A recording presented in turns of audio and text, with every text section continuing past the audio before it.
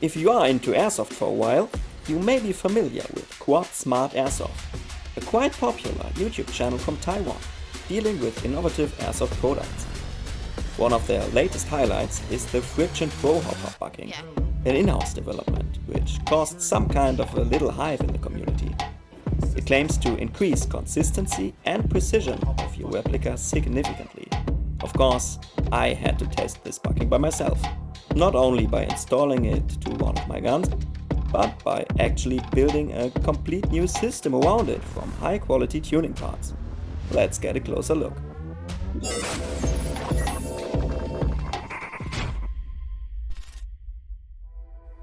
The concept I've had in mind for this replica is about a classic MK18 style assault rifle in the energy range of about 1.5 joules.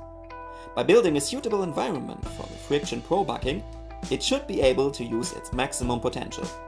This is why I chose a variety of upgrade parts by well-renowned manufacturers, which should result in a more than competitive shooting performance.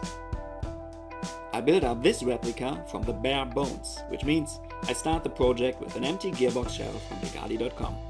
It comes in a reinforced version and should have no problems with springs up to M130. Moreover, there's a quick change option, in case you change your field or playstyle. I decided to equip the shells all around with 8mm ball bearings from APS. Some people may argue now, use bushings on the downside of the sector gear or wherever, but to be honest, in over 8 years of airsoft teching, I have never ever seen an 8mm ball bearing break when only being used up to 1.5 joules maximum. So in this case, ball bearings should be absolutely fine. The gear set I chose for the new MK18 comes from SHS, a Chinese label with quite a good reputation for airsoft gears, as long as you can get your hands on the original ones. Of course, the pinion gear on the motor is also an SHS original. Shimming the gears was not that much of a challenge, although I had the feeling all the gears had to come up very high for a proper bevel to pinion match. In the end of the day, I still prefer the CIMA gears I showed to you in one of my last videos, because I feel they give you more tolerance for possible shimming mistakes. The motor, however, is still left from this setup.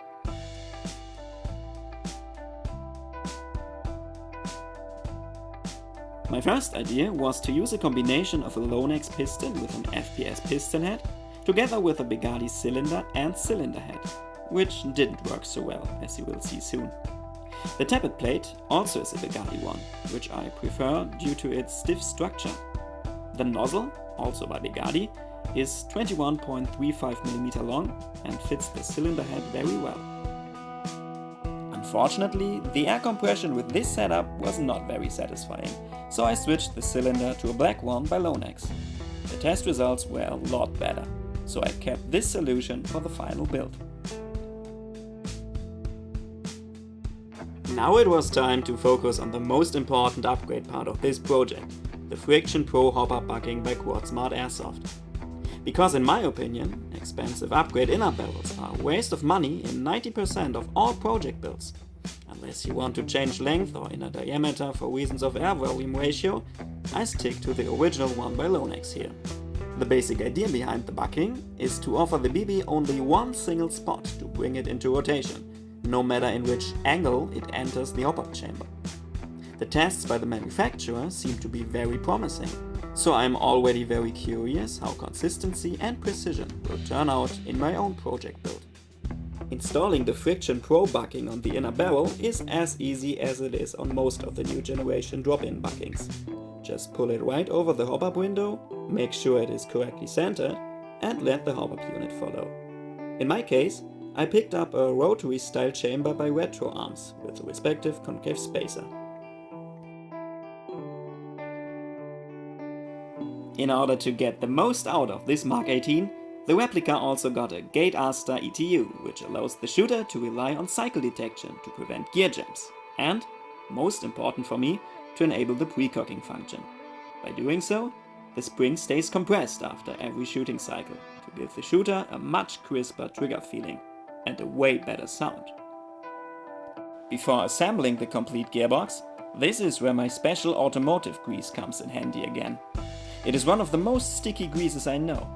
But when dealing with optical sensors, like those on the gate ASTER, we must not apply too much of it to avoid malfunctions in the cycle detection. In my opinion, the most comfortable feature of spring quick change options is that you do not have to assemble the gearbox while being under pressure of the main spring. This makes things a lot easier.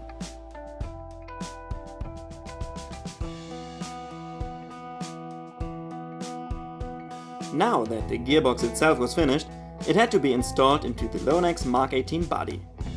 Bringing parts from different manufacturers together is not always a perfect fit. Especially the openings for the pins and the buffer tube wiring were some kind of a challenge on this one.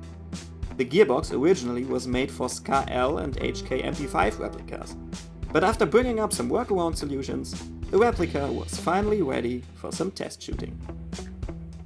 Especially with the 4x ACOG and the perfectly matching gill flash in the front, I really like the looks of this two-tone replica. The characteristic front set was made by VFC and comes from the VR16 MKM2 rifle, while the upper and lower receiver by Lonex impress with an absolute massive finish and convincing feeling of weight. I also like the very sharp and straight quantum trigger for the gate ASTER, which gives the rifle an aggressive, modern detail. But okay, enough telling of love stories, time for action out on the range.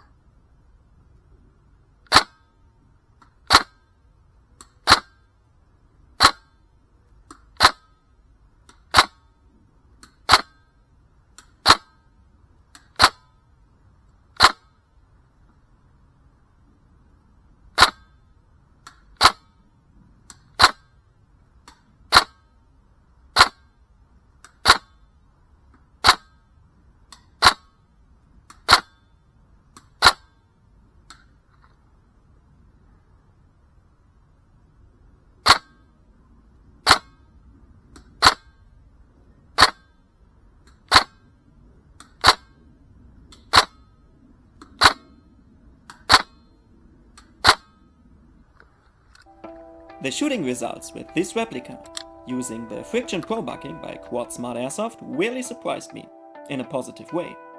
I was not expecting this kind of consistency on 50 meters, especially not while shooting free-handed and outdoors. Out of 40 shots, 34 found their target, which is absolutely satisfying when considering we're talking about airsoft here. With a bipod and less wind, it probably would have been even better. Okay, while I get my stuff together and prepare the next video, it's your turn now. What do you think? Do you already have tested the Smart Airsoft bucking? Or do you prefer a different choice? Let me know and write a comment. I'm looking forward to talk with you about it. So long, have a good one.